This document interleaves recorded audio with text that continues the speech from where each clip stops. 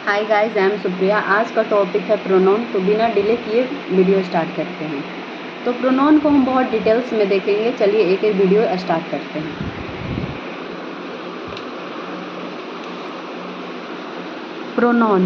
Pronoun parts of speech का एक important part है, इम्पॉर्टेंट हिस्सा है। प्रोनाउन रिप्लेस करता है कोई नॉन को। प्रोनाउन कहने का मतलब है जैसे सीता मेरी बहन है, तो अगर और हम सीता के बारे में बात करें तो वहाँ पे वर्ड यूज करते हैं प्रोनाउन। प्रोनाउन में बहुत कुछ आते हैं, जैसे I, we, you, he, she, it, they, any name, कुछ भी आ सकता है प्रोनाउन में। ठीक है, तो काइंड्स ऑफ प्रोनाउन पहले पढ़ते हैं। प्रोनाउन का मतलब ही होता है कि नॉन को हटाता है और उसके जगह पे कुछ अपना वर्ड देता है, यही प्रोनाउन हो जाता है। ठीक है, तो काइंड्स ऑफ प्रोनाउन पढ़ते हैं। तो बेसिकली 8 भाग में बांटा गया है प्रोनाउन को। तो फर्स्ट में होता है पर्सनल प्रोनाउन। पर्सनल प्रोनाउन में आई, बी, फर्स्ट पर्सन में I, we, second person you, third person he, she, they, it, any name, कुछ भी सब थर्ड पर्सन में आता है। फर्स्ट पर्सन में सिर्फ आई, बी आता है, सेकेंड पर्सन में यू आता है। तो सब्जेक्टिव केस ये है, आई, बी, ये सब सब्जेक्टिव केस है। इसका ऑब्जेक्टिव ये बनता, पॉजेसिव एडजेक्टिव ये बनता, पॉजेसिव प्रोनाउन ये बनता है।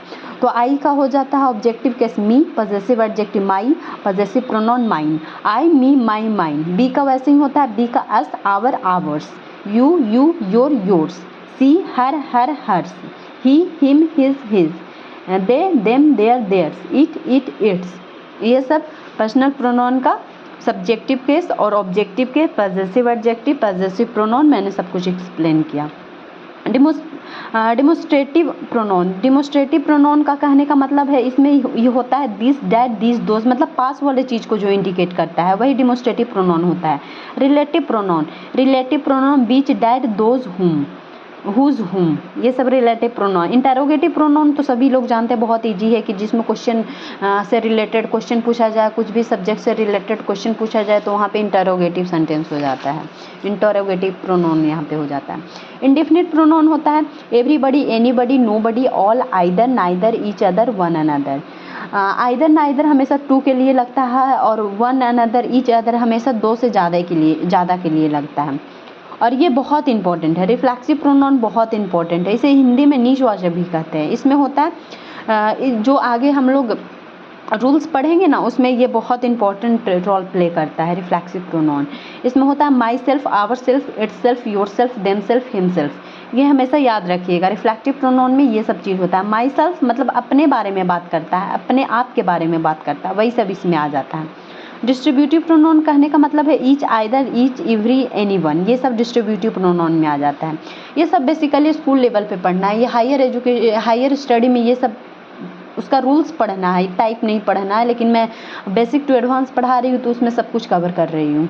और रेसिप्रोकल प्रोनाउन में होता है each other, one another. Each other, one another का बात करें तो ये हमेशा दो से ज़्यादा के लिए यूज होगा। जब दो लोगों के बीच कंपेयर करेंगे तो इसमें ये चीज़ नहीं आएगा। इसमें जैसे इंडिया से कंपेयर करेंगे किसी को, या कोई और कंट्री से, या फिर कोई और स्टेट से कंपेयर करेंगे, तो वैसे में ये सब ईच अदर, वन अनदर, ये सब यूज होगा। चलिए, ये टाइप्स तो हम लोग पढ़ लिए, हम लोग समझ लिए क्या क्या होता है। तो रूल्स पढ़ते हैं। रूल्स बहुत इंपॉर्टेंट है, प्रोनाउन का रूल्स बहुत ज़्यादा इंपॉर्टेंट है। इसमें कुछ टर्म हैं जैसे acquit, absent, avail, recognise, amuse, resign, avenge, revenge, enjoy, exert, apply, adapt, adjust, pride, overrate. ये सब अगर कहीं भी सेंटेंस में ये सब वर्ड, इसमें से एक भी वर्ड सेंटेंस में अगर दिख गया, उसके बाद कोई ऑब्जेक्ट नहीं है, तो वहाँ पे रिफ्लेक्सिव प्रोनाउन यूज होगा। रिफ्लेक्सिव प्रोनाउन कहने का मतलब है myself, ourself, itself, yourself, themself, himself, वहाँ पे यूज होगा। ये सब सेंटेंस कहीं भी दिख गया, ये सब वर्ड कहीं भी सेंटेंस में दिख गया, इसके बाद कोई ऑब्जेक्ट नहीं है, अगर ऑब्जेक्ट नहीं होगा तब रिफ्लेक्सिव प्रोनाउन यूज होगा, अगर ऑब्जेक्ट रहेगा तो यूज नहीं होगा। फर्स्ट रूल, कुछ एग्जाम्पल से हम लोग इसे डिटेल में समझते हैं। जैसे you should avail your self for every chance in village. Avail का मतलब होता है फ़ायदा। तो यहाँ कुछ स्टूडेंट को तो इसके बाद ऑब्जेक्ट है या नहीं है यही समझ नहीं आता, तो चलिए मैं इसे डिटेल में समझाती हूँ। सबसे पहले यहाँ पे रेसिप्रोकल, यहाँ पे रिफ्लेक्टिव प्रोनाउन है। योरसेल्फ रिफ्लेक्टिव प्रोनाउन के कंटेंट में आता है, तो ये रिफ्लेक्टिव प्रोनाउन है।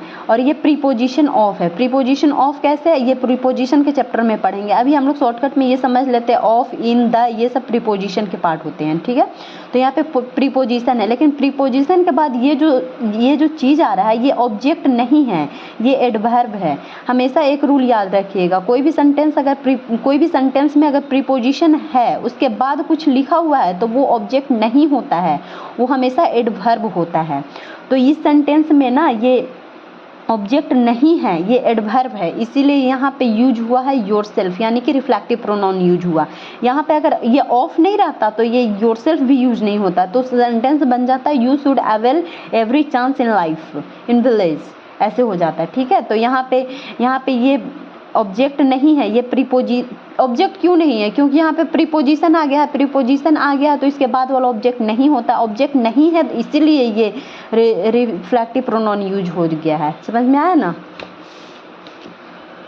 हाँ, सेकेंड रूल में ऐसा है, कुछ स्पेसिफिक वर्ब ऐसे हैं जिसके साथ रिफ्लेक्टिव प्रोनाउन नहीं लगता, मतलब कुछ एक्सपेक्टेशन में ऐसे भी वर्ब हैं, जैसे keep, turn, move, rest, hide etcetera, ये सब के साथ रिफ्लेक्टिव प्रोनाउन नहीं लगता। ये कहीं भी सेंटेंस में दिख जाएगा तो इसके बाद ऑब्जेक्ट नहीं भी रहेगा फिर भी नहीं लगा सकते हैं रिफ्लेक्टिव प्रोनाउन, क्योंकि ये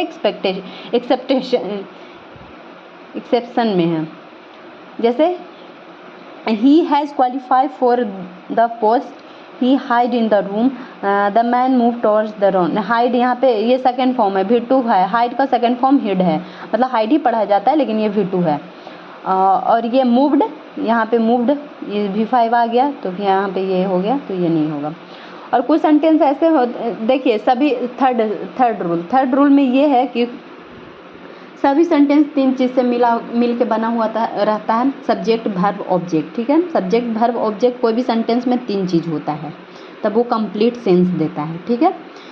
तो रिफ्लेक्टिव प्रोनाउन कभी भी ना सब्जेक्ट के प्लेस पे हो सकता है ना ऑब्जेक्ट के प्लेस पे हो सकता है। वो जब भी आएगा न्यूक्लियर आएगा, यानी कि अकेला आएगा, ना वो सब्जेक्ट का जगह लेगा ना ऑब्जेक्ट का जगह लेगा, हमेशा वो इंडिपेंडेंट आएगा। जैसे एक कॉमन मिस्टेक होता है, जैसे कोई भी स्टूडेंट इंटरव्यू देता है तो उसमें बोलता है माई सेल्फ इज, जैसे मैं देती हूँ तो माई सेल्फ इज सुप्रिया, ये ग्रामेटिकली देखा जाए तो रॉन्ग है, लेकिन लोग बोलचाल की भाषा में यूज कर लेते हैं, वो अलग चीज़ है, लेकिन ये ग्रामेटिकली रॉन्ग है। कभी भी रिफ्लेक्टिव प्रोनाउन के पहले सब्जेक्ट का प्लेस नहीं ले सकता है रिफ्लेक्टिव प्रोनाउन, तो वो ग्रामेटिकली मिस्टेक है। ही विल, एक और एग्जांपल हम लोग देख सकते हैं जिससे इजीली समझ में आ जाए। He will do it for me and my friend, ये स्टेटमेंट बिल्कुल सही है। यहाँ पे माई की जगह माई सेल्फ रहता ना तो ये गलत हो जाता है, क्योंकि ये पॉजेसिव प्रोनाउन यूज कर रहा है।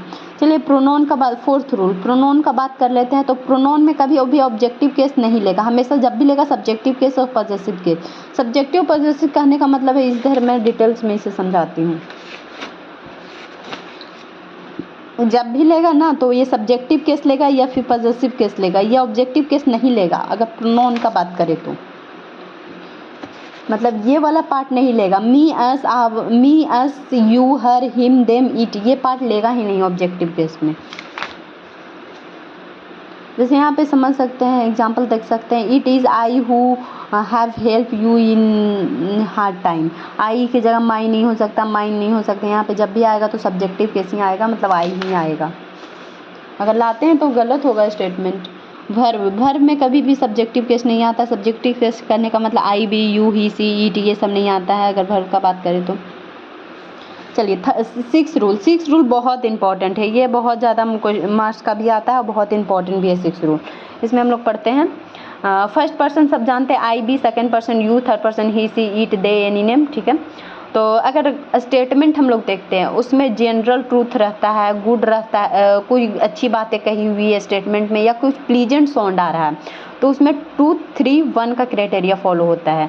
मैं इसे डिटेल में अच्छे से एक्सप्लेन करूँगी, पहले आप लोग ये याद रखिएगा। अगर कोई सेंटेंस हम लोग पढ़ते हैं तो उसमें जनरल ट्रूथ आ रहा है या कुछ अच्छी बातें आ रही है या प्लीजेंट माहौल टाइप आ रहा है तो फिर वहाँ पे 2, 3 फर्स्ट का क्राइटेरिया फॉलो होता है। और सेकेंड में अगर नेगेटिव इम्पैक्ट आ रहा है या कोई बैड चीज़ आ रहा है सेंटेंस पढ़ने के बाद समझ आ जाता है ना कि किस बारे में बात कर रहा है, क्या थॉट है, तो अगर बैड और नेगेटिव थॉट आएगा तो फर्स्ट सेकंड थर्ड का क्राइटेरिया फॉलो होगा।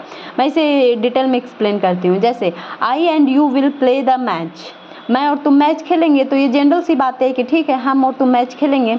तो इसमें ये गलत स्टेटमेंट है। ये गलत क्यों है? क्योंकि यहाँ पे मैं अभी क्या बताई, जनरल जो बातें होंगी उसमें 2 3 फर्स्ट का क्राइटेरिया फॉलो। 2 3 फर्स्ट का मतलब आप लोग समझ रहे हैं। 2 3 फर्स्ट का मतलब है कि सेकेंड पर्सन पहले होगा, थर्ड पर्सन सेकेंड नंबर पे होगा, सेकेंड पर्सन, ये जो सेकेंड पर्सन है यू, ये फर्स्ट नंबर पे होगा, जो थर्ड पर्सन है वो सेकेंड नंबर पे होगा, जो फर्स्ट पर्सन है वो जो फर्स्ट पर्सन है वो थर्ड नंबर पे होगा। 2 3 फर्स्ट मतलब सेकेंड पर्सन को पहले लिखना है, थर्ड पर्सन को सेकेंड नंबर पे और लास्ट वाला को फर्स्ट में। इसमें 1 2 3 जैसे सीरीज है वैसे ही लिखा जाता है, इसमें उल्टा लिखा जाता है। जनरल गुड प्लीजेंट वाला में उल्टा लिखा जाता है, वही लिखा हुआ है। यहाँ पे आई नहीं होगा, यहाँ पे यू होगा। यू क्यों होगा? क्योंकि सेकेंड पर्सन को पहले लिखना है, ये जनरल सी बातें बोल रही है। और यहाँ पे यू नहीं होगा, आई होगा। आई क्यों होगा? क्योंकि यहाँ पे थर्ड नंबर वाले लिखना है, जनरल सी बातें बोल रही है तो थर्ड नंबर वाले लिखना है। थर्ड नंबर वाले यू नहीं है, थर्ड नंबर वाले आई है, तो यहाँ पे थर्ड नंबर वाले लिखना है तो यहाँ फर्स्ट वाले पे लिखना है, तो यहाँ पे आई हो गई। ये सब कुछ और example, you and Rahul I will तो एक्सप्लोर वी यू एस, ये सब आप लोग। हाँ एक बात और, अगर सब प्लूरल में है, प्लूरल का बात करें तो बी प्लूरल में है, यू प्लूरल में है, दे प्लूरल में आता है, तो यहाँ पे 1 2 3 का क्राइटेरिया फॉलो होगा। क्यों फॉलो होगा 1 2 3 का क्राइटेरिया? क्योंकि ऐसे ना सेंटेंस से मतलब नहीं है। अगर हम लोग सेंटेंस में देखते हैं बी है, यू है, दे है, तो हम लोग जनरली 1 2 3 का क्राइटेरिया फॉलो कर सकते हैं। फिर उसका थीम नहीं देखना है कि क्या मीनिंग निकल रहा है, जनरल ट्रूथ है, प्लीजेंट साउंड है, बैड है, नेगेटिव है, क्या निकल रहा है, कोई मतलब ही नहीं बनता है उसका। ठीक है, कुछ लिमिटेड वर्ब होते हैं, ये रूल नंबर 7 है।